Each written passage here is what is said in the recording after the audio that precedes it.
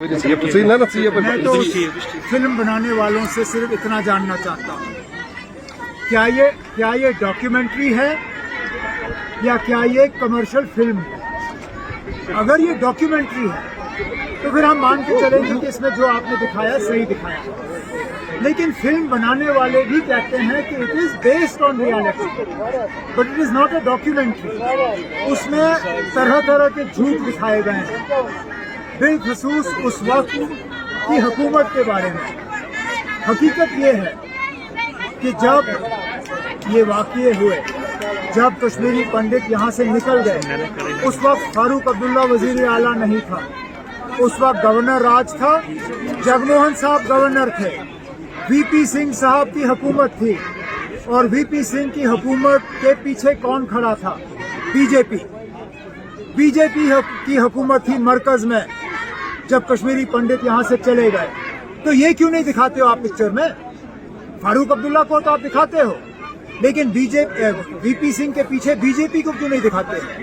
VP Singh की हुकूमत थी उस वक्त जब निकले। तो ना ये सच्चाई के साथ इस तरह खिलवाड़ करना ये अच्छी बात नहीं है। और आपने सही कहा, यहाँ सिर्फ एक कौम ने कुर्बानियां नहीं दी। अगर कश्मीरी पंडित मरे हैं, हमें उसका बेहद अफसोस है, नहीं होना चाहिए था। लेकिन क्या कश्मीरी मुसलमान नहीं मरे? क्या कश्मीरी सरदार नहीं मरे? अगर यहाँ लोग घर से निकल गए, बेघर हुए, तो उसमें सब मजहब के लोग शामिल हैं। मुसलमानों ने भी अपनी मकानें छोड़ के, कश्मीर छोड़ के, कुछ तो अभी तक वापस नहीं आए।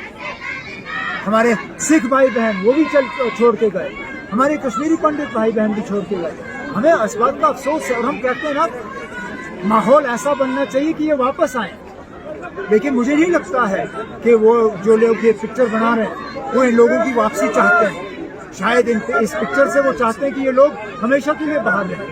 लेकिन हमारी जब तक नेशनल कॉन्फ्रेंस है, हम उस शेर कश्मीर के सिपाही हैं, वर्कर हैं, जिन्होंने हमें ये नारा दिया, शेर कश्मीर का क्या इरशाद, हिंदू मुस्लिम सिख इत्तेहाद, हम उस बात पे कायम हैं और उस जम्मू कश्मीर को हम दोबारा कायम देखना चाहते हैं कि भाईचारे को और मजबूत किया जाएगा, जख्मों पे मरहम लगाया जाएगा,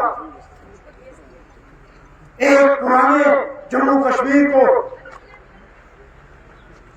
एक नई जिंदगी मिलेगी। हमें कहा था कि दिल की दूरी जो है उसको कम किया जाएगा, लेकिन आज हम क्या देखते हैं कि एक पूरे कौम को दुनिया भर में बदनाम करने की कोशिश की जा रही है।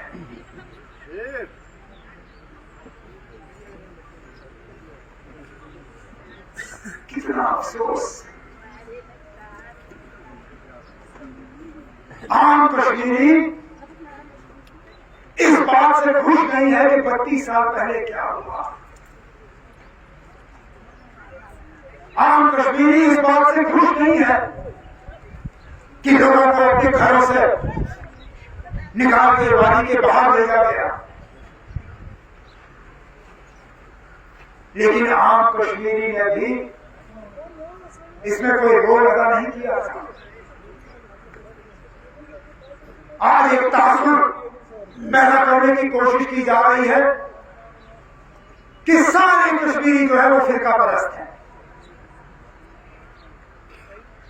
कि सारे कश्मीरी जो है वो दूसरे मजहब के लोगों को बर्दाश्त नहीं करते। कोशिश की जा रही है कि दुनिया भर में कश्मीरी जो है वो बदनाम हो। अरे इससे हासिल क्या होगा? क्या ये करके हम लोगों के लिए रास्ता तैयार कर रहे हैं जिनको घर वापस आने की बात हो रही थी?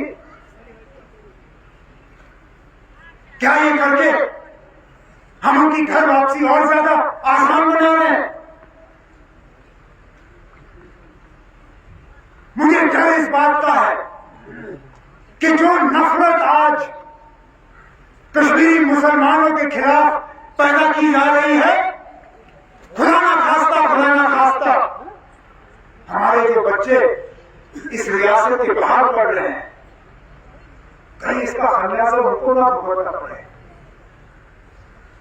18 20, 21, 22 साल के बच्चे, उन्होंने तो कब जन्म नहीं लिया था जब ये हालात बने थे जम्मू कश्मीर में। आज मुझे उनके माँ बाप के मैसेज आ रहे हैं कि मुझे लगता है मैं अपने बच्चों को वापस लाऊं। मुझे डर है कहीं हमारे बच्चों को निशान गायब, हवा बदल गायब।